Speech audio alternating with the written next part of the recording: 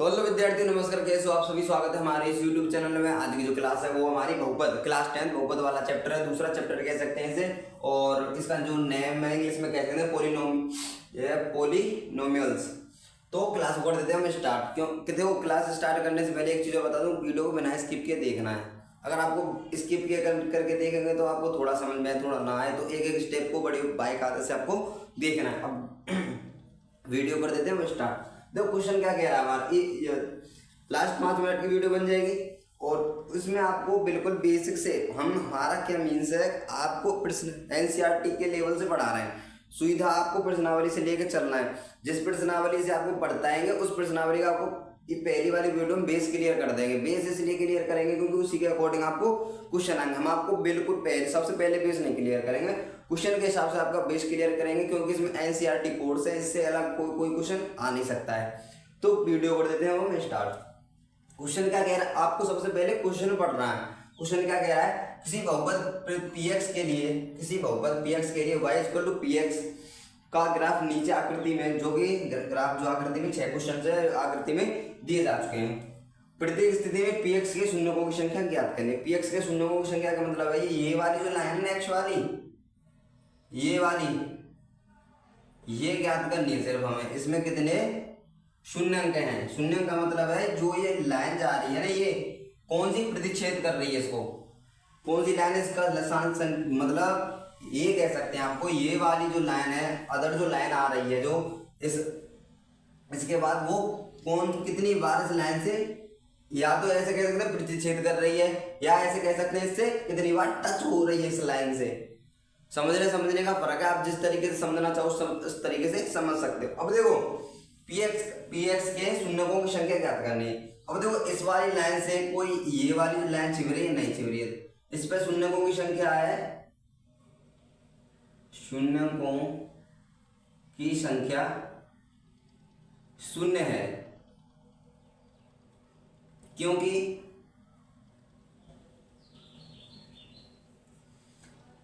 px पर कोई संख्या प्रतिच्छेद नहीं कर रही है।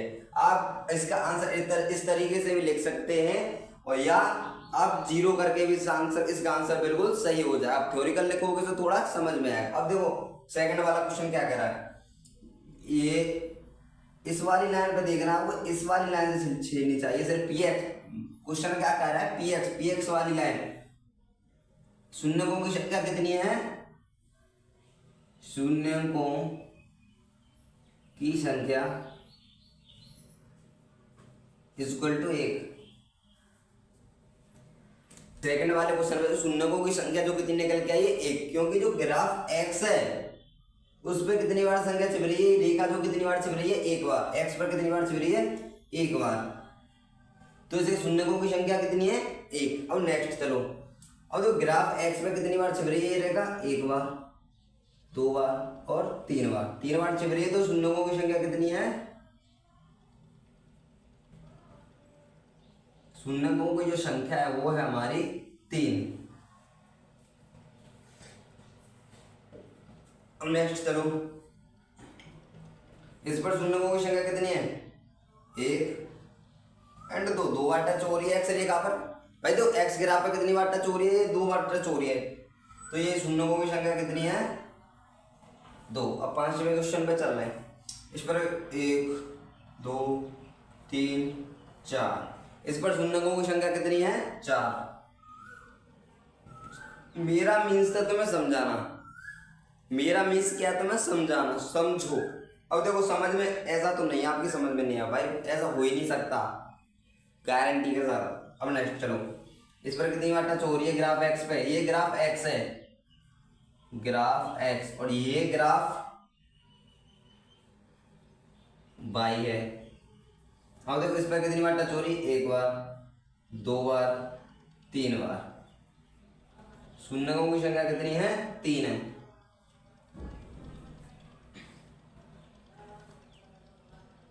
अब देखो शून्यकों की संख्या इस पे, अब हमने ये प्रश्नावली कर ली है। अब नेक्स्ट प्रश्नावली है, प्रश्नावली 2.2।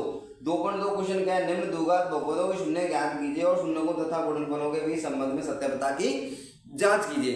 इन कुछ कितने क्वेश्चन है इसमें, इसमें 5-6 क्वेश्चन है। 6 क्वेश्चनों को बड़े बाकायदे सिखाएंगे आपको। लास्ट 3-4 क्वेश्चन बताएंगे, उसके बाद आप ऑटोमेटिकली करोगे, नहीं करोगे तो हम बताएंगे। क्वेश्चन आपको 6 को 6 कराएंगे, लेकिन आपके जो दिमाग में बनने की स्थिति है वो 2 या 3 क्वेश्चनों के बीच में आ जाएगी। सो वीडियो को वीडियो हम नेक्स्ट लेंगे, प्रश्नावली 2.2। और ये चैप्टर जो इतना इंपॉर्टेंट होने जा रहा है, क्योंकि इस चैप्टर के अकॉर्डिंग ही पेपर आता है। ये पूरा पेपर इस चैप्टर से नहीं बनता है, लेकिन इस चैप्टर से क्वेश्चन जरूर बनता है। जो भागवती वाला जो चैप्टर है वो बनता है। सो क्लास को भी हम समाप्त करते हैं।